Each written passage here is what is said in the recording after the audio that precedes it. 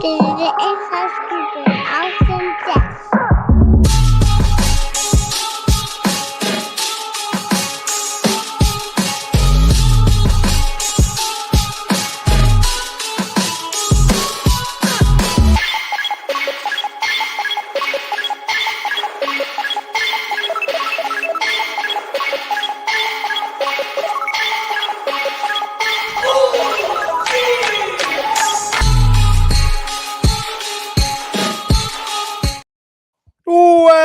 Welcome, everybody, to another episode of Inside Scoop with Alex and Jeff. I am Alex Dingman. I am Jeff Doss. Welcome, everyone. It's another big episode, and I tell you, man, I'm excited. I'm sure you're excited right now. You're antsy. Say what? So that's what we do. We do big things around here. That's right. So I'm sure you are a little antsy for this game coming up. So. Oh yeah, dude. I gotta tell you though, we were a little late getting started because like I had to switch spots down here, so I'm back to my old spot. Oh man, I'm gonna tell you, relaxing. It's on the couch is so much better. This is so nice, just to be able to sit back. This is cool. Oh, that is cool. I was trying to mute so that way y'all didn't hear the police and ambulance so loud, but yeah. As you guys know, all right, my karate school is right next to the courthouse, the ambulance, the fire department, everything. So you guys for years have probably heard, sirens always, but sometimes I try to mute it when it's pretty loud and crazy, but yeah, so it's always busy around here where I live, even though I live in a small town. It's always busy. I think I've only heard them like once. I think it was actually, and I think it was when you used to do it from home. That was a long time ago.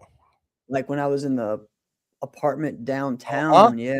I don't remember that, but you know what you probably heard? No, you know what it was? There was a train. I used to live right next to the train, and the train would come. That's what you heard that one a couple of times. That was always the train a lot where you're at. Do people take the train? I don't know if they take it a lot, but I mean, I don't know that many people. I only know a few people, and I've done it 2 or 3 times now recently, and it's pretty cool. The Amtrak? I enjoy it. Yeah, I've done the Amtrak, and then I did what was it called? The Bright Line, which is from Fort Lauderdale or Miami to Orlando. It's this new super fast train. It's pretty fun. Yeah. Oh, just from between those two spots. So it's like a bullet. Yeah. Oh, that's cool. Yeah, it's pretty sweet. Yeah, Sam. We're going to talk a lot about it today. So first off, we had a amazing Grand Slam Open. It was an awesome return, and we'll talk a lot about that today. Some highlights from that, some things I learned, some things that I hope just bringing something new to our area. And really, it was pretty cool because, it'd been 8 years since I had the Grand Slam Open, and which is kind of wild, right? And we started the event at this same venue back in 2010 at Rustburg High School in Rustburg. So in my hometown, I tell you, there are things where I want to move to a bigger area and do all that to attract more people. But at the same time, man, it is nothing better than be able to have a tournament 2 miles from where you live. Okay. Literally, I am right there. All right. That makes it a lot easier to be at the school in the morning at 6 a.m. or 7 a.m. You know what I mean? to run a tournament. So that was pretty nice. Yeah. So was this something where you guys had to set up day of, or did you guys set up like the day before? We set up Friday night. Yeah, we did get to set up Friday night. We got the full setup of really 10 rings of mats, all the TVs, all of the pipe and drape, all the registration stuff set up in 2 hours. So we did a pretty good job of that. Yeah, it was probably a little bit more than that, maybe 2.5 hours. But yeah, so we had a lot of help, man. And I tell you, my school, my students, my family, Shelly, Wesley, everybody just did an amazing job helping that setup on Friday night. And just so many, and also I had a lot of help from other people that came, judges. We had at least 10 judges that came up Friday night to go over the rules with Holly Perry. As again, ProMac and even some NASCAR rules are different to people in this area. And I'll tell you what, I want to give a shout out to a lot of the TCT promoters that came up to help me out, and most of them came up Friday night to learn the rules.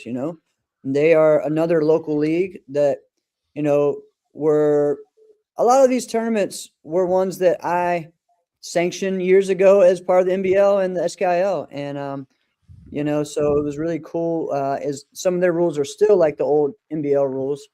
So learning that everybody just really adapted really great to everything. That was really cool. And what was the biggest learning curve for some people to kind of get around? Let's see. I think some were the differences in not having a coach's timeout, right? Like a real coach's timeout. In sparring, like in NBL or even the others, there would be like the coach is the one that calls the timeout. In NASCAR, it's completely different, right? If you need to call a timeout because of the competitor has to do that. But there's not really like a coach's timeout where you have 10 seconds to talk to your coach, like the old NBL rule, right? Yeah. And even and truth is, like, I think even USA Sport Karate has that. Other WKC has that, or I believe. So so it is a rule that is kind of common in other leagues as well. Here we go, trying to show this. Yes, a great weekend, awesome team of people who wanted to give all the competitors the best experience possible. Congrats, Chef. You and your family were amazing hosts. Thank you, Holly, for all you did. She came and worked her butt off. And, we have a lot of great feedback about the ProMac, about the way that it was set up, the way our schedule, and everything. So it was really cool. The other thing I think, we talked about the timeouts. We talked about, like you get used to it, but at first it's always like, like 1 point to the body or 2 points. I think at first you're doing this, but you can change that pretty easily, right? And pretty fast. People figure it out. That's not too bad. Creative and extreme is not something that's done around here. Okay. So, it's creative forms. There's musical forms. There's creative forms in the South. Creative forms means like everything. It just means like extreme, open. Yeah. Open forms. Yeah. So that is a different thing of looking at the 360s and things like that. So that was a little different. I did have one judge that just said, all right, I can't do this because they're just changing. They're doing the same form. They're just doing, instead of an aerial, they're doing a butterfly kick. He's like, I just watched the same form 4 times, and he just said, listen, like, can you switch me out? Because I can't do it. I'll come back when they're doing traditional. At least he was honest about it. Listen to that. I can't watch this anymore. I'll come back when they're doing traditional. Yeah. So there was that. I'm on that train. That's where I'm at. But I tell you what, man, all the positive feedback we've gotten, about the way it was set up, about the rules, the flow of it, the communication with everyone. I tell you, man, there were so many great. There's so many people to shout out. It's really hard to even, but definitely want to give a shout out to the ProMac group, like Holly, Chandri's Pickett and her whole crew and family that helped out. Sean Gillum just is a rock star. Doug Little, same thing. Both those guys really did so much with helping me set up, and then so many other people, man. Like it's wild. I have my crew that was always there to support me, like my instructors, Johnny Watkins, Preston Rogers, Doug Armstrong, Chris Westbrook. Lawrence Arthur, all these guys, Magic Johnson coming in and helping. So many different people that are there. And it was really cool to see. It was kind of like a reunion, people from up north that used to come to my tournament in the NBL, like Christine and Jim Fisher. Used to have the Spooktacular in Ohio back in the day. Brian Arrington, that was always one of our arbitrators for years. He was down to judge. Brett Shumway doing all kinds of crazy stuff out there. Whoa, look at that. Brett saying it ran fast, says he was one of the last adult black belt divisions to run, and he was on the road by 3:30. Wow. And that was the really the challenge divisions, you know what I mean? Because we didn't start the challenge divisions till 2, and we told everyone that. But most adult black belt, actually most black belt divisions were done by probably 12 o'clock. So yeah, so we got our, maybe 12:30. We got our our underbelt 13 under started at 12:30, and we were done by 4 o'clock. I think we had one ring that had $2,000, so we were officially done by 4:30. So a great event, lots of fun. We also had kickboxing, the IKF there. I had about 20 fighters, and I tell you what, just the feedback we got from everyone really enjoying watching that was really cool. That's dope. So definitely want to continue growing with them, growing with ProMac, and just also doing what we say we're going to do. I think, yes, sir, Joey. Sean, thank you, man. You did a lot this weekend, man. It was awesome. We talked about our, doing the prize money for all the adult black belts, right? And I tell you what, man, that was something that some people even left without getting it because they didn't believe it. They just were like, wait, what? Wait, what? Like I had to remind them, and it was just really funny. And then I just messaged a couple people today, like, hey, I need to send you a check because you didn't come and get your money. And they're like, wait, I got prize money for that? Yeah. Like we are really going to do this. So tell everyone and bring more people next year, and we're going to stick with it.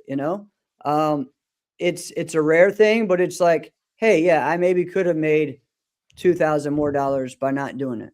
But it's also like, what am I doing this for? I'm doing this for the competitors. I'm doing this for the sport. I'm doing this for, like we talk about things that I like to see in the sport. Well, then that's the reason why we put on tournaments. So you can actually do the things you want to do, right? If you want to make a change, and that's why we do that as promoters. So anything that we can do, so I was happy about that. Let's see. I agree, Andrew. And Division prize money. I think you can say that, but the truth is that's hard at an ASCA level when there's 100-something divisions, right? Oh, I for disagree. adult black. Nope. But I actually think it's more doable. It just seems crazier because then you're like, well, then we're going to give away so much money. We're going to give away so much more money. Now we're going to now look at how much money we're going to pay out. One division. If we're saying, all right, it's $100 for your division, if that's what it is. Yeah. That's basically what it costs to enter a division. Well, now, yeah, you're right. And so if there's 20, 30 people in the division, it's 1/20th of what your division grosses. So like, look, like that's so backwards thing. Yeah, you're right. You're right. Your prize money is 1/20th of the revenue you bring in. Yeah, I get what you're saying. To me. Well, and here's the deal: the divisions. So, like the challenge divisions, right? What we did was I gave them a certificate that said, next year your first 2 divisions are free. They're comp. So everyone that won Korean Challenge and Japanese Challenge got those. So guess what? We want them to come back next year. We want you to defend your title. And I think we can do more than that. There was only one person that made fun of me for that because he said it in a funny way. He said, "Jeff, you gave this person an IOU." That's That actually was pretty Tim. funny. That was Tim Conkle, of course. That was funny.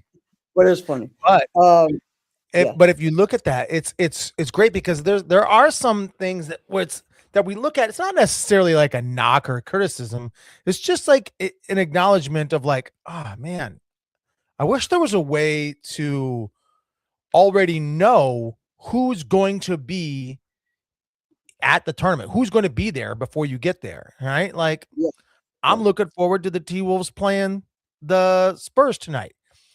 Right. I know who's going to be in the starting lineup and who's not. They already tell us, right? Sometimes there's things that happen last minute, like Anthony Edwards is going to play tonight. Oh, yeah, baby. That's last minute. We get that. That's not normal. That's a Right. surprise, right? But for the most part, we already know who's going to be there. So we know what we're tuning in for. We know who we're going to be competing against, et cetera, et cetera. But with what you're doing, saying that like, hey, it's comped, why wouldn't they want to come back now? Right. So now you do kind of know who is going to be there next year. So that's pretty cool. I dig that, man. Brett won the 40 plus challenge for the Japanese, and Cindy won the 40 plus Korean. All right. So yeah, so it was a fun addition. I'm going to name some of the winners. Again, I didn't write them. I'm tell you what, man, I have not had that much time. I still have things I need to unload. Okay, but and get back to normal. But that's just part of it. And I still hadn't You even mean been like physically unload or like no, get no, ready to not unleash on someone. no. That's funny. But yeah, all right. Oh, the other challenge. Yeah, so Grand Slam winner. So Tim Conkle won the 18 plus weapons grand, and Amber Rutherford won the 18 plus forms grand. Congrats to both of them. The 18 plus male fighting was Justice Floyd. The 18 plus male open weight was Justice Floyd, and the 18 plus female open weight and female grand fighting was Allison Staples. So congrats to all of them for winning those adult winners. The Japanese challenge for female 18 plus was Amber Rutherford. The Korean challenge for female was Rissa Kalar. Let's see which other ones I'm thinking of. I know Noah Thomas won both the Japanese and the Korean challenges. And then let's see, Jaden. It's off the top. It's off. His last name is not on my brain right now, but Jaden won both the Korean and the Japanese challenge for 14-17. And Lexi Miller won the Korean challenge for 14-17 female. And then 13 under boys was Phineas Parker, and 13 under girls for and he also won Japanese as well. And Phineas Ariella Ratliff, she won the Korean challenge for the females. So You're doing all this off the top of your head? Yeah. Oh And my then goodness. let's see, we had for the 13 under black belt weapons grand, it was Maverick. All right, Maverick from Michigan. And then also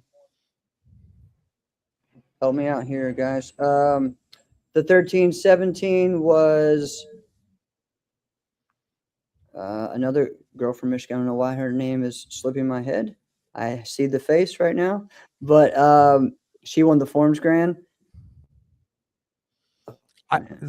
Listen, we're all just sitting here impressed that you could just I'm remembering all this. have but it all right there. I'm trying to look at my thing. Miss Thomas, can you help me out? My phone's not working now. Anyways, I will get right back to that. There we go. Willow. See, there we go. See, this is why I have hard times. Willow, I see the face. Yes, Willow won. Congratulations to her. So both from Michigan, both from the same school as Noah Thomas. And I know they all train with Cameron Woodington as well. All right, 14-17. Both of those were Benjamin Pickett. Another, he's won a lot of these Pro Mac Grand Championships lately, so congrats to him. And that was on that side. I know we had a lot of the open rank winners. Let's see, Joey Rabin from FSK, Emma Floyd from FSK, also Jake Thomas from Immortals. So lots of great winners there. If there's more guys, shout them out. If your student or your kid or your parent won one of these. So, man, I tell you, it was really cool to see just all the different people there from different areas, of course, getting to see like Joey Shiflett there, fighting and having a great time. And, he's like, wait a minute. Yeah. He was like, wait a minute. Yeah. I'm not doing the grand championship. I'm not going to do 18+ grand. I'm like, hey, but you can go get your $150. He was like, all right, I will do that. You're right. It's like, that's freaking cool. Wow. But I tell you what, man, it was just really cool to see to see us start all over again and just give to everyone that experience that maybe they've heard about for a long time, right? And then building on from there. So I'm excited for the future of the tournament and also this area and getting Virginia Sport Karate back on the map. Yes, you're right there, Brett. The senior divisions were some of the biggest adult divisions. There were a lot of great talent on that side, as well as the I think we had 8 in the 35+, so that was pretty awesome. And yeah, for forms. And then we also had some really talented, creative and extreme divisions for weapons and forms. The forms grand championship was very tight with 3 different people getting the 9, with Brett Shumway, with Cam Whittington, with Amber, and then also Noah in that high level competition. And man, I tell you what, 50+ we had that as well. Yes, sir. So this kind of sounds like it was like a super regional. Yeah, I would say so. Especially with the competition size, the competition wise, on it. So I'm just grateful for everyone that came out. And I think everyone's just going to bring more people, tell everyone, and we're just going to keep doing a better job at promoting, but also organizing it to be run even smoother and better. So again, shout out to all my family. Shout out to everyone that continues to do this with me and support me. It was a cool job, man. So I'm excited. Thanks, Joey. Dude, I'm gonna be honest, I was seriously bummed. I was really trying hard. I'm like, how can I get there? I need to get there. And you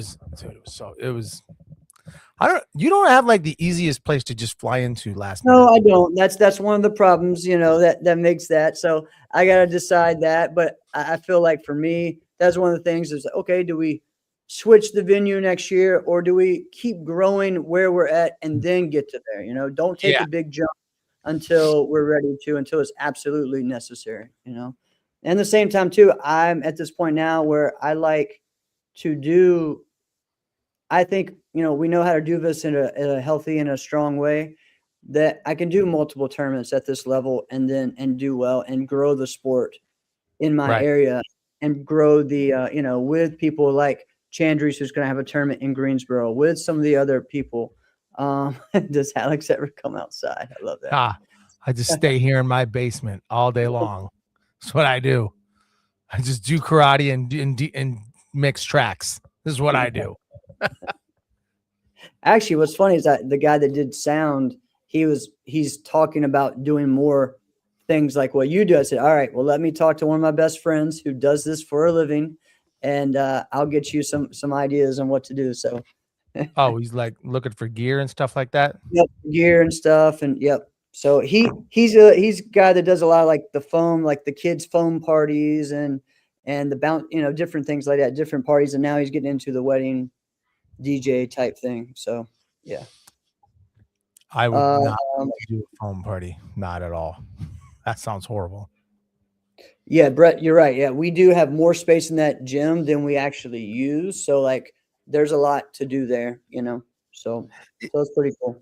Yeah, I mean, when you're talking about like, do you like go to a different area where you can like have lots of more access to different things and it can be big? Like the tournament that jumps out to me that's kind of like that went there before they were big enough is like Infinity National Championships, which Yeah. ironically is this coming weekend, right? Yes. So because I mean they really were just like they were really a local tournament.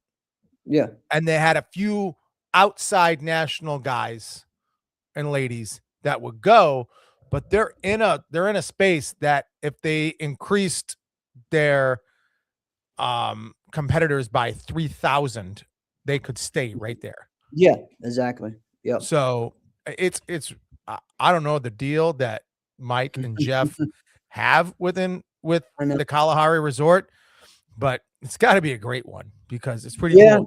I mean, I don't want to mess with anybody's deal, but it's just I think they're in a fortunate situation because of where they are geographically. Although that's the same downside for them, they are not near any airport. No. So you had to deal with that. Yeah, so I decided to head out there this weekend. I'm super excited to be back. It's been a long time since I've been there, but again, I was very. It is their 10th year anniversary, and I definitely want to try to make it as. I was a big part of helping them get it started, you know, and I really am excited about how much they've grown, and those guys are amazing friends. So yeah, I'm flying into Milwaukee, and then it's like a 2-hour drive to over there. You know what I mean? So I'm excited about it. It's going to be great. Thanks, Daryl. I appreciate it, man. You guys did an amazing job, and keep up that great work with Team Immortals. So I'm excited about Infinity Nationals this weekend. It's going to be another one of those tournaments that does it for the competitor. You know what I mean? And does what they say they're going to do. So I'm excited. So Kelly and I are going to head out there Thursday and be there for Infinity. So again, guys, I'll be available for private lessons in the morning on Friday, and I'll be there judging and helping. And I don't know. I remember, didn't we talk one time? It's like tournaments that you've never competed at. Never competed. No, you have not. Have you? No, you haven't. I have never competed. That's right. You haven't done that. I used to be head coordinator, so I didn't really. Yeah. So I don't know. So maybe I'll jump into the division. Where I won that tournament. I'm looking at my award right now. I won that tournament, and I really feel like that tournament has the possibility where years later you're going to talk about the people who won that tournament, and it'll be a big deal. And so I really feel like at some point it is going to be like, who won it on 2000, yada, yada, yada. Yeah. And yeah, so I'm just fortunate that I got to be one of those guys one time. So yeah, and that was what was cool was, you know, like Tim was all like, man, it's been 12 years since I came here, and now I got, you know, another belt buckle. You know, it was a cool thing, right? Justice Floyd saying winning this tournament was like on his bucket list. You know, it took him many years to win as a junior. Then he finally did his last year as a junior. And then he's like, this is, you know, one of the ones that I always wanted to win. It was their favorite tournament growing up, you know? So yeah, I mean, it was pretty cool for that. And the same thing with Infinity. I think they do an amazing job at putting on, you know, just a first class event. So I do want to say a big shout out to my instructor, my Taekwondo instructor and coach, Master Preston Rogers. He surprised me big time with my 5th degree in Taekwondo under him. And this was actually the first belt. He's been my coach forever, but it's really the first black belt official black belt I have under him. So it was really cool. And it's the first one I have with and everything on it. So all right, so hang on. Let me see that again. It's way too big, but all right. So the lettering, not that lettering. Yeah. What is that? That's in Korean. Yes. Listen, I was running a tournament, so I did not get to. I will ask him about that. You know Oh, me. just curious what I it don't read. says. You didn't ask. You didn't ask him. No, yeah. I'll ask him later. He was showing it to me and everything, and I was like, oh wow, I didn't even know that that was on there. So, but it was really really a big surprise and an emotional thing for him as well. You know, I remember I told you guys about um, going back and training with him before Diamonds this past year. And, you know, he was like, you know, we trained for a long time and he was like, that was pretty much me testing you to see where you were at, you know? And so it was pretty cool. So it was a Gotcha. big moment. So yeah, so I have a lot of masters belts now. But that's cool. Like it was like a trigger when I saw the belt and I saw the lettering. Yeah. I wanted to just check, like, hey, can't read Korean, but that Yeah. looks like it might be Korean. I don't know, but at least it's Taekwondo belt, Yeah. Korean lettering. Right. Checks out. This is I promise this is the truth. So stupid. Karate guys are stupid sometimes, man. And this is up there with some of the stupidest stupid things you could ever stupidly be a part of. There's a guy ran a karate school. Well, ran a Taekwondo school, right? Okay. And then for his black belts, he decided he wanted to put Japanese lettering on the belt. And I'm Yeah. like, so I asked, I go, why would you put Japanese lettering on the belt? Like, these are Taekwondo black belts. Yeah. Promise this is what he said. He goes, Japanese lettering looks cooler. Oh man.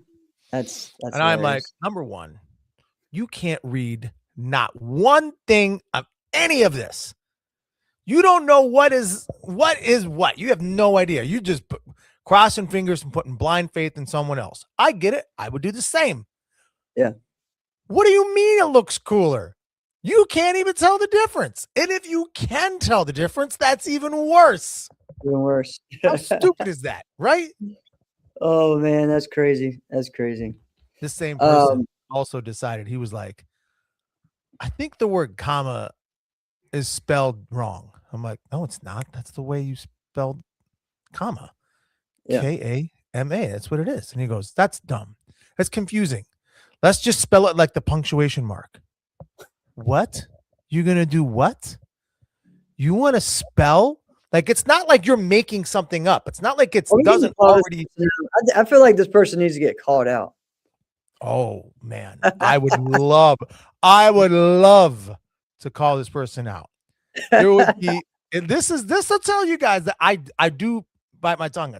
There would be a fair amount of backlash on me if I were to. Well, it's not like I care that much, but it's like, what's the point? What's the upside of calling this person out? But Right. I get but you. yeah, I'm just, they decided that you should just spell it like you write the word, the punctuation, and Gay Beck is spelled wrong. oh geez. Like, I'm not okay. That's not even a word. That's a person's name. That's the guy's name. What do you mean? You guys gotta respell someone's name because you don't like the way it's like? What is wrong with you? You know what I mean? How crazy is that? That's wild. Japanese. Oh man. All right. So one of the things that was cool, just talking to my students today, and some of them, I always ask them, like, what are you learning from the tournament? What did you learn from not just participating in your competition, but also what you saw and what you watched and what you did? Right.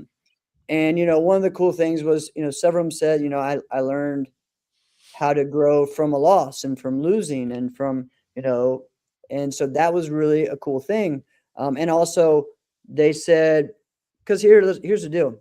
We ran, adult black belts and black belts first. A lot of times these kids do not get to see the black belts of these tournaments because it's way, way late and everyone's gone. And they watched them compete and said, you know what? They competed and didn't get super mad, like showed how it should be to be a black belt, and to be, with good sportsmanship. And so that was a really cool thing to hear from, a 10-year-old and 11-year-old. So that was pretty awesome. So it gets me to my question here is, And I want to hear some of you guys in the comments. What is your most important loss? That is I can Yeah. tell you right away what mine was. Is it diamonds with Jason or no? No. Okay. It was like kind of it's not like rookie turn, but it was like my first time where I'm like, all right, I'm really going to really start doing this thing.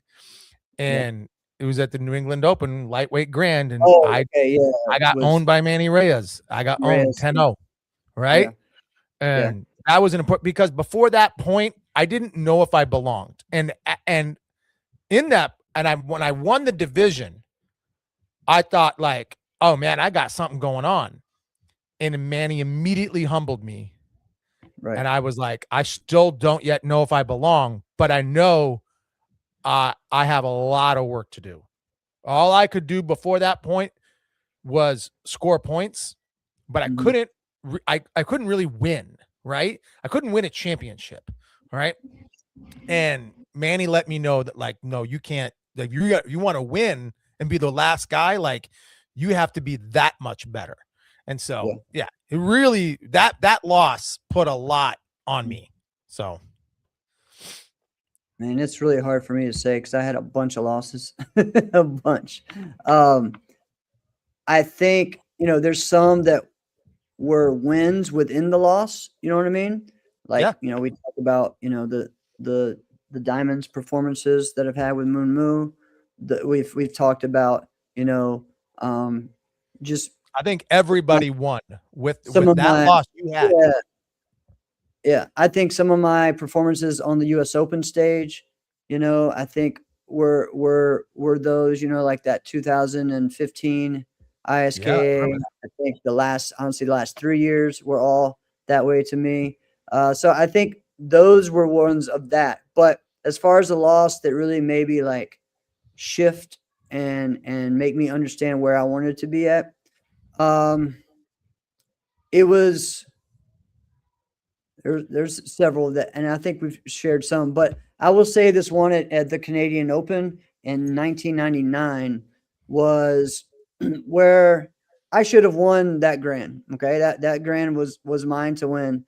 And I did my form out and I went too far back before I started my form. And so when I did my side kick, to the back, and I literally was like, my chamber was on top of the scorekeeper's table. And so when I did that kick, I had to kick over, and then I put my foot down and I like went right to like knife hand spear, which is like the end of the form. Okay. So I just was like, yeah. And I could have adjusted and just kind of gone with the flow of that. And I didn't, and I could have, made it up on the spot or whatever. And because again, it still is open forms. It was, even though it was traditional, I could have made it up. Right. And I think, I ended the form. So I literally had like a 20-second form, and that was mine to win. And so from there, it's really funny because I was like, yeah, but I can't because of this. And that made me become the person that adjusts now when anything happens. You know what I mean? Like that moment made me the person that, hey, I'll never let that happen again. Like I'm going to adjust, and I'm going to, because some of my best performances were on the fly. I mean, again, from there, I just made up all my forms after that. Like not in traditional, but I mean, like all my creative forms were all on the spot after that, right? Even if it was musical or whatnot. If I had an issue with a form, I found a way to either change the timing to get myself back to where I needed to. I had to wait to, so that's what that taught me was like, you know what, like, don't let the reasons or the excuses get in the way of what you want, So that was a very important one for me. But, shout out to Mike Gorelli for winning that one that weekend. I like what Joey wrote in here, the 94 Bluegrass, that Carmichael Simon just basically sent everyone home, which that also checks out. 15-7. Kansas all of it. 94 Bluegrass. That would have been probably 14-17. 15 is, I think it was 15-17. No, 13-17 musical forms is what he won. But then there was 15-17 forms was the way it was back then. Yeah. Can't be using I don't new school think they divisions. had. Was there even open forms then? I think it was just forms. Yeah, it was just forms and then musical forms. In Right. 94. Yeah. So there was only 3 division options. There was weapons, forms, and musical. That's it. Yep. Look how far we've come. There was so it was 7 of that and then 4 of the other, maybe 5 at one point. And then at Bluegrass, they would split it boys and girls. Yeah. So like 4 of the tournaments would split boys and girls. So yeah.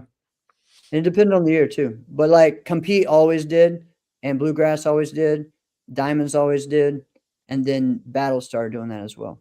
And then actually US Open one year or maybe 2 years, they didn't just split it they didn't split it boy and girl. They split it by like age, like 17-year-old, 16-year-old, 15-year-old, 14-year-old. They did it that way one year. Yeah. Or maybe 2 years. That was kind of interesting. Yeah, I think the I guess most important loss I had in forms was similar to what Joey was talking about in terms of Carmichael, but it wasn't Carmichael for me. It was Anthony Atkins. I'd taken a runner up to him like 3 times in like 2001.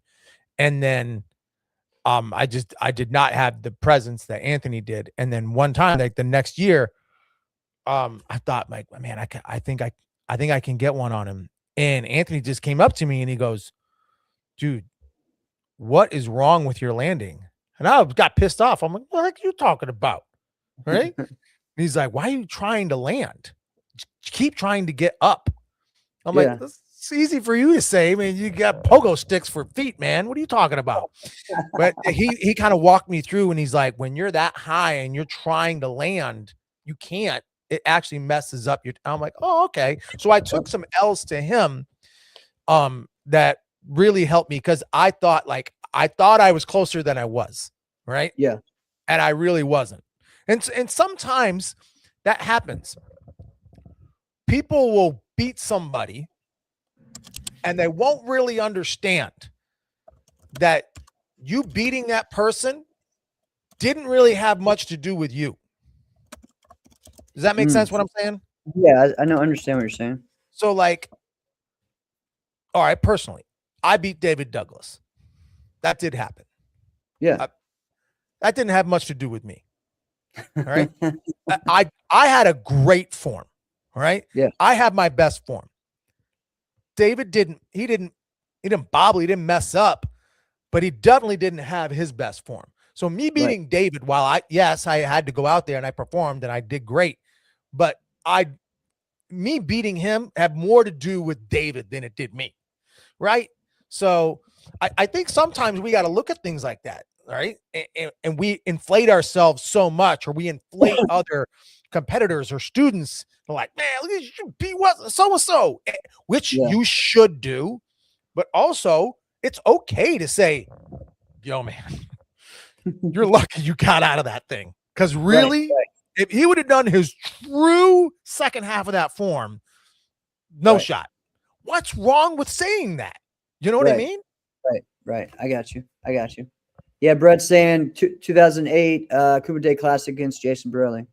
Was up with 30 seconds left, laid back, and ended up losing by 2. Learn not to change what's working regardless of the score. Would have been my biggest win. Yeah. Yeah. It's huge, man. I mean, the losses are what turn you're around, or sometimes, just teach you something different, to look at it in a different way. Oh, that's why you were talking about Jason Borelli at the Diamonds for me, my last tournament. Yeah. No, that is not a great loss. That is bad loss.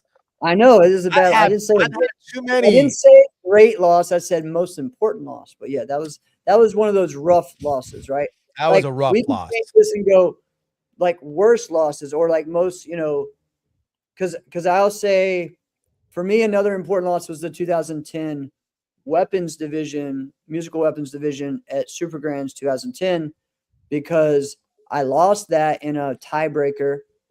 And it was such a weird thing because it caused a lot of controversy because the guy dropped his weapon and still won because he restarted. And back then that was a rule.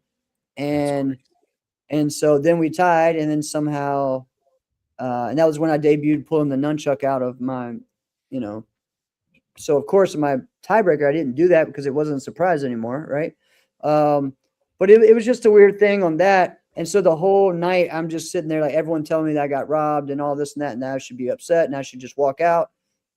And instead I said, I still got business to do. And I won, the creative division and the musical forms division and won the overall grand, which is my goal. So it just taught me to not let what happens in the beginning of the week or your first division, whatever, affect what you're there for, And Well, oh yeah. Let's take ourselves out of this equation. Yes. Who are other people that you've looked at and went, oh, man, that is a heartbreaking loss that you just endured right there, right? Or forms, I think about like Matt Emig against Kalman Choka when Kalman, now the form, it's about the moment because now the form, if he did that form right now, he might place, right? But at that time, at the Diamonds, when he did that and he did his double sword extreme blindfolded, right? That was bananas, right? Yeah. And Matt really had one of his best performances ever, right? Yeah. And I think we all credit him as the best nunchuck competitor that my eyes have ever seen, right? Right. And so that's a sucky loss for him. For fighting, Jack Felton's had a few of those. Got a few, yeah. He's had one against Raymond, a couple against Raymond Daniels. He's had the James Poor one, and the last Irish Open, last against Elijah Everill. That one. So yeah, I mean, I see myself like I feel like Jack and I can relate in a lot of things like that, just on those losses. But we still have legendary and careers that people really look at and aspire to. So I think that's a good thing too, is to don't just always look at what they did win or didn't win or that they lost, but also how they lost and how they continued on in their sport and the impact they've made on the sport too within that, because I think Jack is one of the greatest competitors ever and also one of the greatest sportsmen ever, ever. So yeah, ever. If you look at it, Matt is the GOAT, but that night it was Kalman. Yeah, all those things are true. Jack is really, when you look at it, when you say like, all right, Raymond Daniels might be one of the greatest sport karate competitors of all time. He is the greatest fighter. But if you can say like he might be one of the greatest all-around sport karate competitors, I think you can still say the same thing for Jack. I think, you talk about fighters, it's harder to do because there's only one thing to do. But like Jason Borelli, 100%, he's one of the greatest competitors in the history of this sport, regardless of division. You can say the same thing for Jack. Yeah, John, you're right, man. Open weapons showdown at Diamonds last year. All three of those guys had a bad loss with those performances. But there was 4 of them up there. All of them killed it, And you're right. Like that's a bad loss, but like it's a tough one, But someone's got to lose. Yeah, someone's got to lose, and that's part of it, right? There was something else I was going to flip it on that, but then you switched it to something else, and I got off track. But it's okay. So I mean, I think that's a really cool way to reflect, and how that what that did for you, what that did for some of those competitors. I think there's several people, especially like in the Super Grands era, of people that got like 9 to 10 runner-ups until they finally, like broke through and won, and then, got on a track. I mean, there's several of those people, like Ramel Gargolas was one of those people that did that, right? What a competitor. And just kept going. There were several like that had those runner-ups and finally broke through and won. So that's an interesting thing, to add to, and to think about in our sport. So, all right, who are some standout competitors that you want to give shout out to right now over the last couple of months? Well, let's go. I have been thinking about, I didn't know he was at your tournament. I have been thinking about, like, man, I want to see this guy compete more. That was Justice Floyd. So to hear that he won, right? Yeah. I want to give some shout out to that, because when you look at the men's fighting divisions, number one, I don't know where he lands, right? Years ago, he was light middleweight. I can't believe he's still light middleweight. There's no possible way, right? Yeah, but if you told me he's a middleweight, I'd believe it. If you told me he's a light heavyweight, I'd believe it. If you told me he's a heavyweight, I'd believe it. All right. Just because of how big the guy is. All right.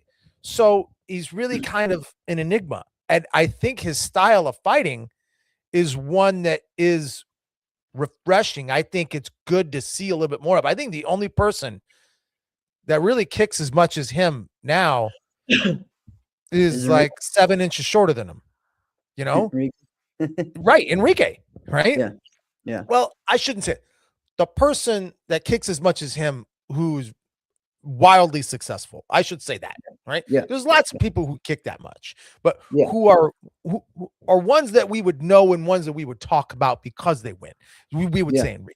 So I'm really interested to see how well he does maybe come Battle of Atlanta, right? Because he's kind of taking a little break from doing a lot of the national stuff or the world tour stuff. So I'd like to see him doing more of that. And I think, he's a well-rounded competitor as well. I love seeing him at the regional tournaments. I was hoping he would compete in forms in my tournament, but he did not. But he did the week before and won 2 different forms divisions. You know what I mean? So he's always, and then I think the month before he won both grand championships, or he won the musical forms grand championship or something like that. So, I mean, he wins Korean a lot down in the South as well. So pretty awesome to see. Guys, Mitchell Street has been on fire. That is definitely one that I would think of, just some of the things that he is doing. I'm going to say someone that I think it's a weird thing to say she gets overlooked because she's always been so successful, but Avery Presley, winning 3 overalls this year in her first year, having some good, just being consistent and continually going out there and pushing herself, getting through those first few ups and downs and struggles and going through with that. And I think all those, all 3 of those ladies that we had on our show last year have had some really cool moments and pushed themselves. So I'm excited for that with Pia and Alice and Avery. And I think Cody is someone that I really enjoy watching and seeing her just explode on her last year as a junior. And really just getting to stand out this year, and I think last year, some of her forms were in the past 2 years, some of her forms were at that level to win. Yeah. And you know what? I think she's one of those people that could go back and say, I had a lot of tough losses, but I learned from them and kept pushing, And so I'm excited to see how she, this really important part of the year that we're getting to, this May is a lot of the training and focus to get ready for the battle in the US Open. So pretty excited. All right. You got someone else? Well, we were talking about Cody. I'd love to see, I remember when Cody and Michael were on the show, man, they were a lot of fun. And listen, I'd love to have them back. Michael was kind of giving Cody a little bit of a rough time, which I thought that was funny. I thought Yeah, that was hilarious. Right? it is funny. Those two are hilarious together, and they have a really cool, brother sister bond. So pretty awesome. Um, all right, man, I hate to get into negatives because we've had a lot of good talk right now. But Bring I it tell you on. what, there's got? only one thing that could have gotten me distracted from my tournament last week. And again, it's always funny because I always say, you know what, they don't matter, and just ignore them because they don't really make sense. And we've talked a lot about how they don't make sense, and we don't know who is creating them, who is doing them. But like the ISK rankings, like I'm still like, there's nothing that can just distract me more than that. And so the SK Sport Karate Zone puts those out, and you know what, like it's kind of funny. Thanks, Mark. You did an amazing job. Thank you for all the help and support. And What John is saying. You're right, John. I am looking at the score. so some people have posted after that, of like, why isn't there a senior, like an executive? How, why not show some respect to, like, let's think, right? All last year and even right now, Andrew Cabalon, if we're having a senior top 5, he should still be in it. He's winning all the 50 plus grands. Put this guy in there. Show some respect to that. Sometimes they do, sometimes they don't. He'll be in there one time, then he won't be. It's very confusing, right? Same thing for me. Like, I go from I'm usually 2 or 3 in there most of the time. I have been. And then we get to AKA, I win the Korean challenge. And then I'm gone. It's like, but I did everything I always do. And I was in the runoffs and I'm in the grands. And then same thing. I go and I win it again at beating people that are already in the rankings at Ocean State. And I'm gone. I didn't get put back in. So it's very interesting, right? On So that. who's making these rankings? Well, that's the question. And, I go and I'm thinking, okay, well, maybe the challenge, they're trying to say the challenges don't matter. Well, the traditional challenge matter because the person that was 4th place in traditional challenge got in the top 5. So why does the person winning the Korean challenge don't, or even the people in the top 2, like, so it's very interesting on that, where that's coming from. Especially now the Korean challenge is a NASCA division, rated division. It's in the runoffs. So it makes me, hey, okay, well, I will definitely just go back and do 18 plus Korean as well as the challenge, just so that way, you can at least put some respect on my name a little bit, before I finish This is that. what doesn't make sense, though. That's why, like, the main rankings, you can at least look at that and go, hey, I know who's making these rankings. Right. You exactly. know who, right? Right. That ain't me, right? Well, no, but it's set up as an algorithm and points, and like it makes sense because it's based off of results. Well, Not that's just, also true. yeah, not opinion. So But that's why. so Travis makes the rankings, but Travis He posts the rankings. No, he created a An ranking algorithm. system that goes off of what you win, how many events you're doing, who you're going against, who you beat, all those different things, right? Now, Right. But some he of that- explained, yeah, like, yeah. here, this is the process. Yeah. As to why the rankings are what they are. Right. So you go, oh, pretty simple, self-explanatory.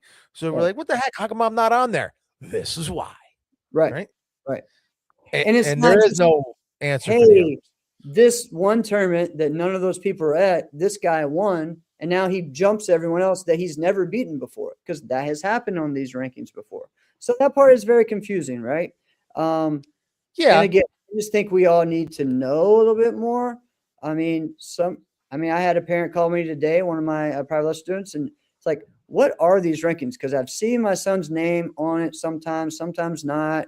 I don't know what it's for. What is it, because let's be honest. We work our butt off all year long. We know if we're winning consistently, or if you're winning grands, or you're in runoffs, you're in that group to hopefully be on stage at US Open. but you don't know. You really don't know. And really the biggest thing is just you got to have a really good US Open. Like Yeah. if you go in and you just whoop everyone and then you're probably going to be on stage. So Yeah. the biggest thing is just go out there and try to win and keep doing that. And I guess my thing is that I haven't been losing. So that's why it's interesting of how, like, did something change from August of, like, that was my last loss was August 1st last year in my division was my, you know what I'm saying? So that's where it gets me kind of confused on that. It's like, it's like, but I haven't lost. And I'm doing, in a lot of ways, the hardest division, 3 rounds, and no longer we're in the finals where I get a break. We can do 1, 2, 3 right there. So, and again, I know it always sounds like I'm just complaining myself, but that's just an example because it just stands out a lot. And there's you other can't speak on someone else's personal experience. Right. That's true. Exactly. So, so that's just interesting. So I know if I'm dealing with something like that, there's others as well that are too, right? So yeah, so that's just something that I just think needs attention, and looking at, and I don't know how to change that, but I guess the only way for us is to talk about it. And I don't want to be always like a complaint or we're not saying, oh, we're boycotting this or that. No, we're just bringing it to attention because I think talking about it is how we have to, to work it. Have I messaged whoever I thought was in charge and asked? I have before. So just again, Well, that's the other thing is whether it is ProMac, ISKA, NASCA, whatever it is, everyone has a ranking system. Yeah. And if you want your ranking system to matter, it has to mean something, right? Yes, it has to have clear, define results and reasons and a pathway, right? A clear pathway. Right. So you could take the stance of, well, I don't really care, right? Yeah. So yeah, and if you get to the point where you're like, I really don't care about this, then your thing doesn't matter. Right. Now your thing doesn't matter. And then now your ranking of this and of that, nobody really cares. Nobody cares if their name is on it. Nobody cares if their name is off of it. So if it doesn't mean anything, if there's no purpose, right?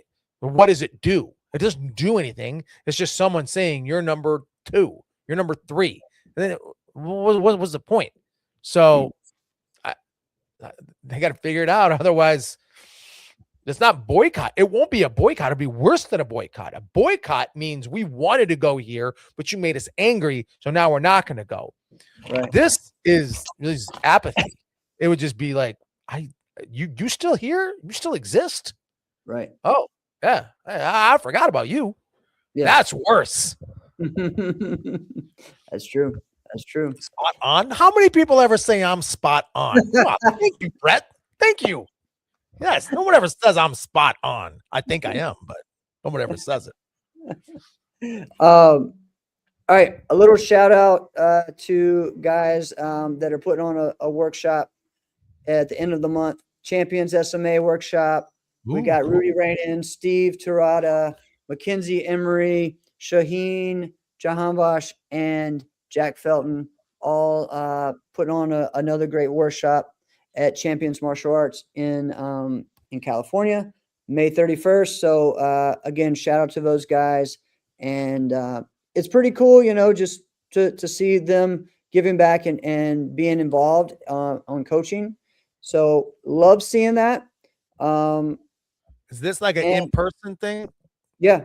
It's in-person things. See, like, and that is a thing to where we're just so used to, if we're gonna go get on a plane and go somewhere, it's gonna be for a competition. Right. I mean, think about what you get to experience at a workshop like this, right? People go their entire martial arts career, maybe never really getting like actual one-on-one coaching with somebody of that level. And then now you can be around all of them. List off those names one more time. Yeah, Jack Felton, Rudy Rainin, Steve Tirada, Shaheen Jahanbakhsh, Mackenzie Emery. That's as heavy hitters as you can get. Yeah. That's pretty awesome. Yeah. So pretty cool. So, yeah, Drew, I don't know if it has any bearing. Sometimes it does, sometimes it doesn't. I don't know. But, and we've talked about this so many years of like, wait, how did this person end up on stage? How did this person Yeah. not? I mean, and also like I remember being a spoiler before, of like, Yeah. hey, our plan was to have these two people on stage. Well, you and there's someone else beat those people, so now we're gonna put y'all two versus this other person. Like it just you just never know. So And it's I get when the US Open started going on ESPN. I do get where they're like, listen, we need to put our most aesthetically pleasing performances correct. out there because the average viewer is not going to understand Super Emperor, right? Yeah. They're not going to get it, right? Even you don't even know how to say it, so that's what's funny. Super, did I say it wrong? You said impre or something like that. That was really Something funny. like, whatever. You get it's the one that does this thing, all right? Don't give me in trouble with the rest of the Japanese form or kata community. Don't get me in trouble with them. I'm not hating on it, but I get it to where they're like, listen, we need John Valera, we need David Douglas, we need Anthony DeMarco, we need Kim Do, we need them, right? Yes, that makes total sense. All right. Yep. But I do think like you said this spoiler. I remember a world where, gosh, this is bringing a throwback name. It was like the adult weapons, Lee Pei Yun won the grand championship. Yeah. And then, but it was Joey Greenhaw who won for like the ISKA ESPN finals thing. Yeah. It was him who won that. And yeah, he didn't get 2 nickels for winning that, Right. But he was like, and at the time he's like, man, how come I didn't get no money? And I'm like, dude, you kind of won the thing that everybody wanted to win. You beat all the hand-picked guys on TV. That's pretty freaking cool thing. Yeah. It's a cool win, but yeah, I get it. It's like, hey, I'm still broke. Yeah. So yo, DDB, I don't hate on Japanese katas. I do not. I just don't think they're more challenging than Korean forms. I don't. Listen, here's the thing. And I think people think like I think exactly how you do because I am the Korean guy. No, I do not. Like I appreciate all the forms. And what's funny is that again, like this weekend, this was my first master belt in actual Taekwondo. Okay. That's so cool.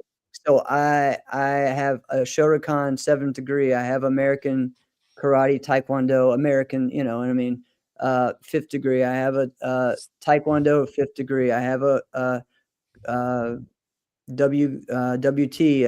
Kukiwan 1st degree. All those different things, right? So it's very it's just funny when people think I'm only one style or whatnot, and I don't like the Japanese form. No, if I'm judging, looking at all of it overall, and what I'm also very picky on technique. I'm also very picky on things like stances and stuff. It has nothing to do with style. It's just about correct technique, right? Yeah, So, and also I don't love the sine wave in right. I do not like that at all in Korean. I'd actually rather watch Japanese kata than see sine wave Korean form.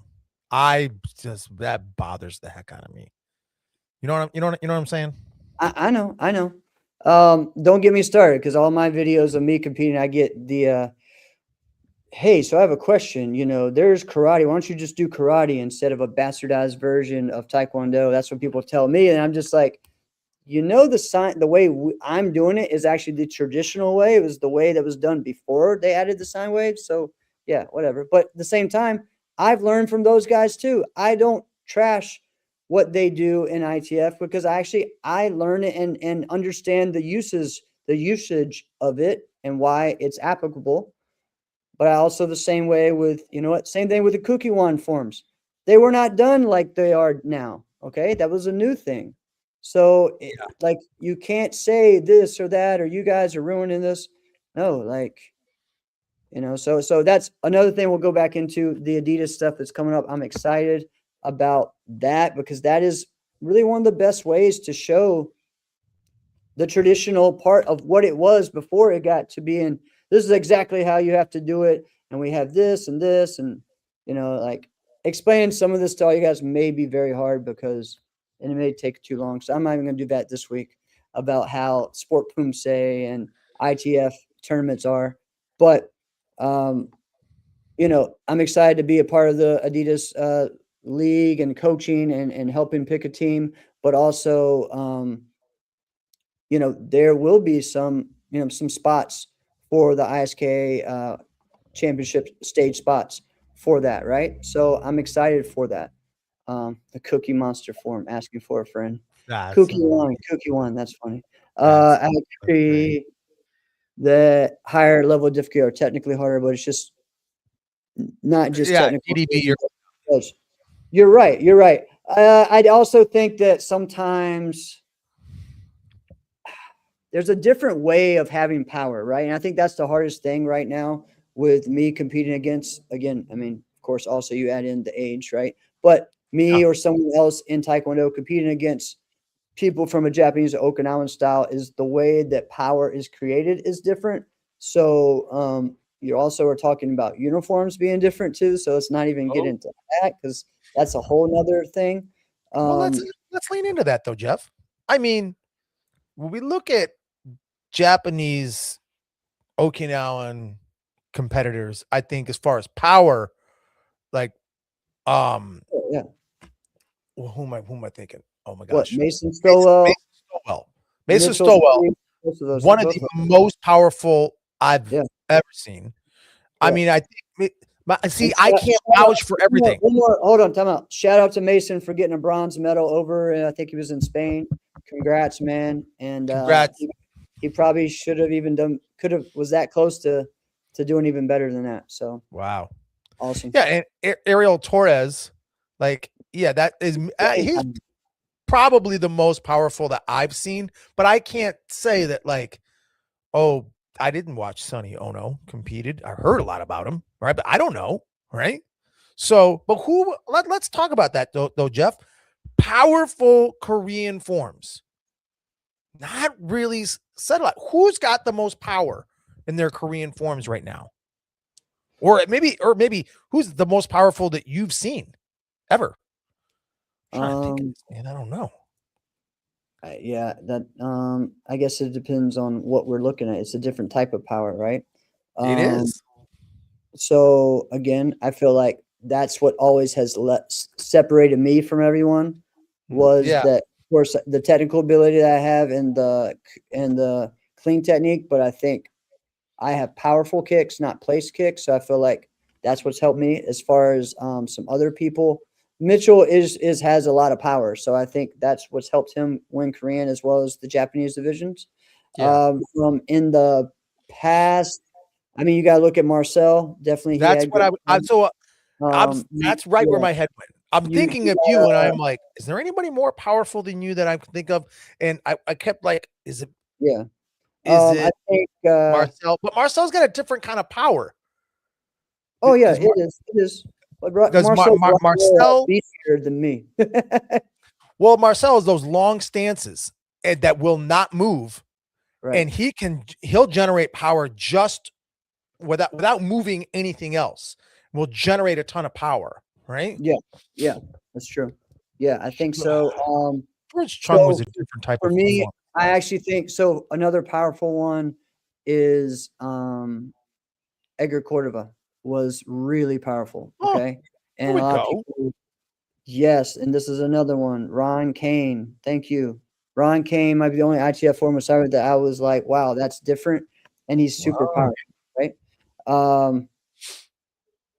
It's a weird question, right? Most powerful Korean form. Yeah. Dan Marshall is another one that had a lot of great power. And, then the other guys that I think of that had a lot of power were also Japanese competitors. Keith Weston is one of the most powerful people ever. So imagine him doing, Gay Beck, and he did, and he won, several times, You know who probably would have been like one of the most powerful Korean forms, but I know that he can do them. I know that he does. I've just never seen him do it. That's Chris Walker. Yeah, yeah. I bet you he'd have some amazing Korean forms. Probably so. Did you know who really did have some good ones though? It was pretty powerful because you got to think about they were probably really young, right? Yeah. Steve Torres. Yes, that's a great one. Sorry, Steve Torres. That would be definitely one that I would, man. Yeah, he definitely brought it. He was a fun one to watch. Oh gosh! And another one for me was Jesse Jones. Jesse Jones was someone who was one of the best Korean forms I've seen. Was there a Michael Belcher? Yeah, but he didn't do Korean. I thought he did Korean. No, he did. He did Japanese. He's had a really, really good sidekick. That's what it was. He did have a really good That's sidekick. why I thought it was Korean. Yeah. Look at that. Yeah. From AKA, from Sharkies. So yes. There we go. That's the one. All right, female side. Yeah, Melissa Payon, definitely. And also Mika Rosecrans. She had some amazing Tang Soo Do forms as well. She's from California. And yeah, Melissa Payon was big in the late 90s as well with her Tang Soo Do. The Falangas, Joe, his mom, they had some amazing power with what they did in their Tang Soo Do. So yeah, very interesting, right? On just talking about that. And I'm sure we're still missing some people, but I've never even thought of this question before. Yeah. But here's the thing that I think so many people don't do, and I think more need to, is you can say, oh, I don't like watching this, or I don't like, but just study the ITF circuit, study the Sport Pumse circuit. So, I tell you, or a light dig, or a light dig. Yeah. Just put on like the last World Championships, and from ITF, and then also from WT, World Taekwondo, and just see the difference. See, wow. Because I'll tell you what, those uniforms they have aren't that heavy, but you can hear them snap every time, and it's a different type of breathing that WT has. It's all nose breathing, so it's all pop here. ITF breathes very similar to the way I do of the breathing, like there's no yells, there's no kias, right? Yes, Chad Mason.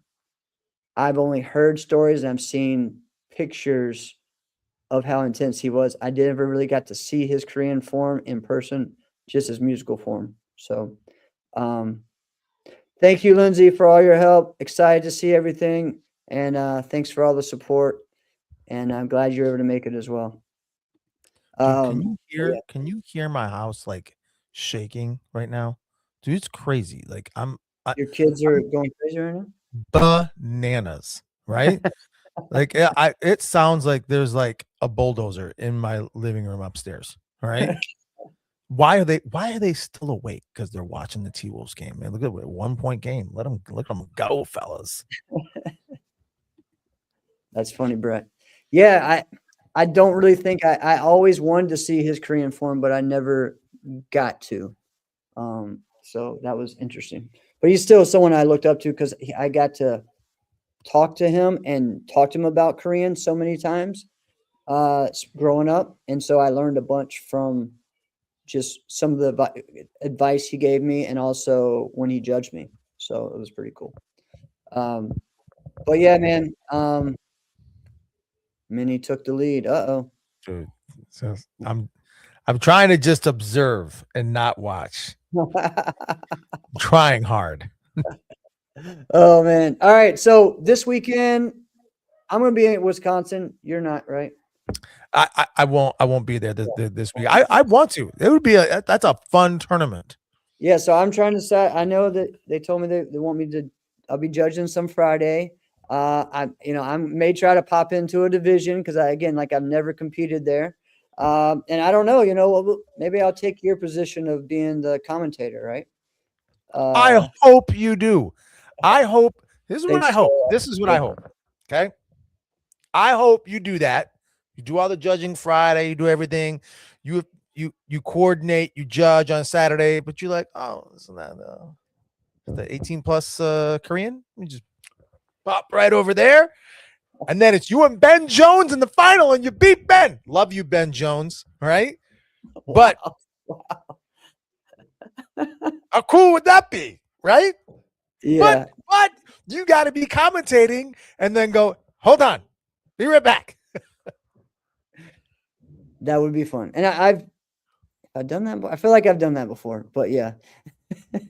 And I bet you Joe Boone will be there. So it'll be like being right alongside me anyway. I just have more hair. There we go. There we go. Well, I have more up here. He's got more down here.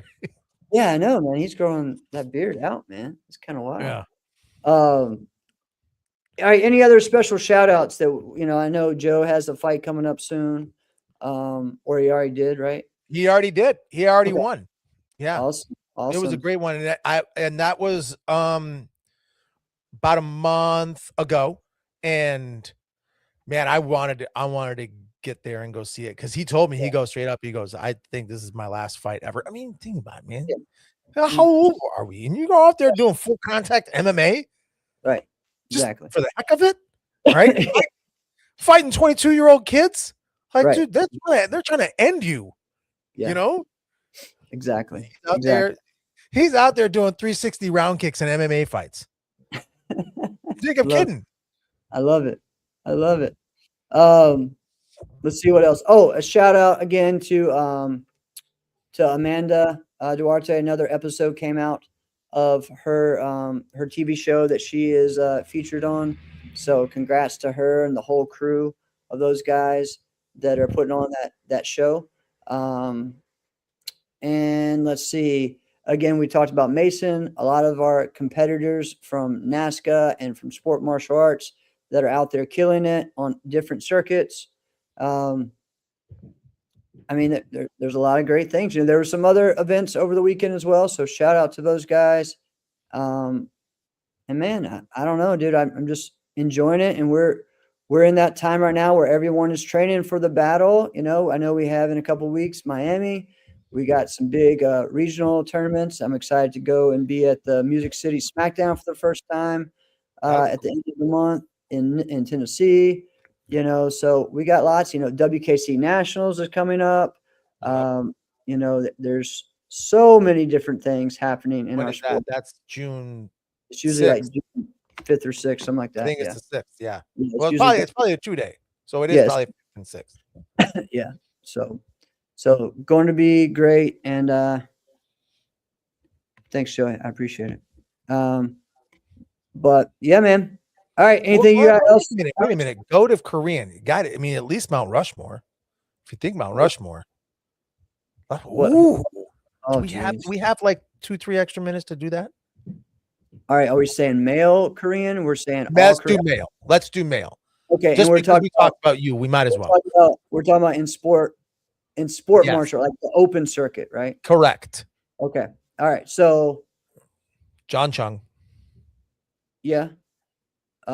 See, for me, I put a lot of the NBL guys because they were actually doing Say it, yeah. actual Korean forms. So, I mean, I put Edgar Cordova on there. Okay. As well. So he only do 4. I know. You got John, Edgar.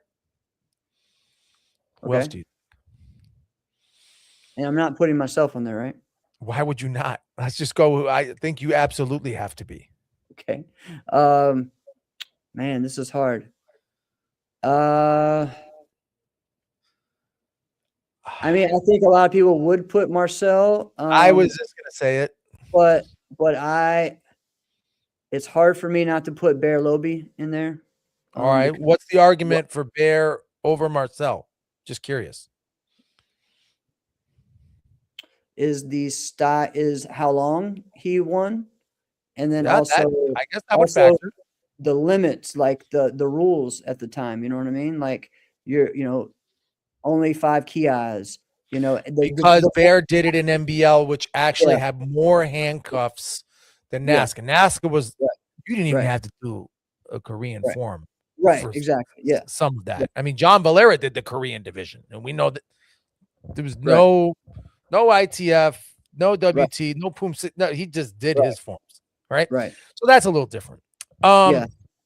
Another one who had the wins just as much as not as much as I did. Like I beat his NBL record eventually was Jericho Couture, so he could be on there as well.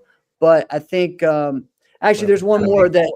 All right, Ramir Mosquito. I don't know why I didn't put. So Ramir is one of the best that I ever saw, and he influenced a lot of people. So I'm gonna go. Man, all right, yeah, that was more than John. John Politi brought up Charlie Lee, which I got to ask the question too. What about Charlie Lee? So, but I never saw him do a Korean form. I never saw him do a Korean form. Yeah, now that I said it out loud, I'm like, wait a minute. Definitely a great Korean black belt, but I don't think you did Korean forms. Right. And even the same thing with. There's always my argument with John Chung. He always did musical form in Grand, so he won all of his titles with musical forms. So all right, yes. Yeah. However. I would put Michael Dietrich in a lot of ways up there before because Michael won with a Korean form a lot of times. Listen, so you're right. But yes, Joey, Charlie did do creative or open. That's basically what Charlie musical did. Forms of all time. The reason why, I mean, I would consider John Chung, the grandfather of Korean competition. Because most people learn Gay Beck off of the Panther Products or whatever it was Productions video. Yes, that's not how I learned Gay Beck, but that is how I learned a bunch of other ones. Right? Yeah. I learned Kwang Gay from that. I learned Pu-Un from that. That's how I learned. I learned from watching John Chung. Right. So we all associate the highest level Korean forms from watching this guy. How could he not be in the Mount Rushmore? He has to be. I agree. No, I'm not saying that. I'm just telling this. No. I know. You're making the argument. I get it. No. All right, so what do we talk about? John, you, Edgar. Who's your final spot? I'll go Ramir because, again, I think Mount Rushmore is different than the top, the best. If I said the best, it may be different. My top 5 is different than my Mount Rushmore because John Chung has influenced a bunch.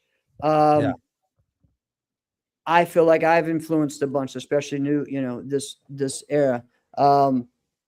Who's the Ramir is the one that influenced so many people on how they took Gay Beck and choreo and made it competitive in those times. And then I think Edgar's longevity as well. He did that as well. So yeah, I would say those guys for me. Yours is probably different, but because here's what I think yours would be. Can I say Tell it? me. John Chung, me, Marcel Jones, Anthony Murata. Yes, that is exactly what it is. I was open. I was listening to the Edgar part. Yeah. And I was almost convinced. But Anthony. Can I tell you something though? Why Edgar? You know how many times Edgar and I have tied for first place world championships at NBL Super Grands? 3 times. You know how many times Bear and I have done that? 3 times. It's crazy. And then Dan Marshall and I once. So I had to really go through some killers to do that, and so did they. People just didn't understand. I hate saying this. I'm not trying to bash NASCA, but when I would go to NASCA those years, 13, 14, 15, it was a refresher. It was, you know what I mean? Compared to some of that, right? Now they got better with some of these guys and they kept getting better. But it became more about trying to beat Japanese, competitors more than winning my division. There it was man, you win this division, that's sick, Yeah. And I knew I was getting a fair shot in the final too, in the grands. So So all right. And another one that was so good, people forget Joshua Pittman, dude. This guy was he was an amazing fighter back then. But this dude had some amazing.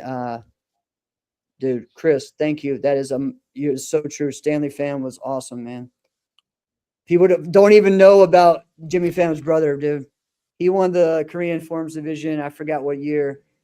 He won the Korean Forms title in NBL. Hold on. I did not know this Stanley exists. Yes, he was his older brother. Wow. All right. Thanks for the plug, Chris. That's cool. Yeah. All right. What You a ready, show. Alex? Grand Slam is back. You know, I think all we're missing is the New England Open. Let's get the New England Open back. There we go. There we go. Hey, in a couple weeks, Bill Viola is having pretty much the Kumite Classic back. It's called Pittsburgh Power, but it's back in the same area, bringing a big festival again like he had before. So then why not call it Kumite Classic? I don't know. I think that, but yeah. Rebrand. So rebrand. No problems. Yeah, Just so, yeah. Tide of the half. All right, there you go. Oh man, am I stoked? Go Wolves! This has been another episode of Inside Scoop with Alex and Jeff. I'm Alex Ingman. I'm Jeff Doss. See you guys next week. Thank you, everybody. Thank you, guys.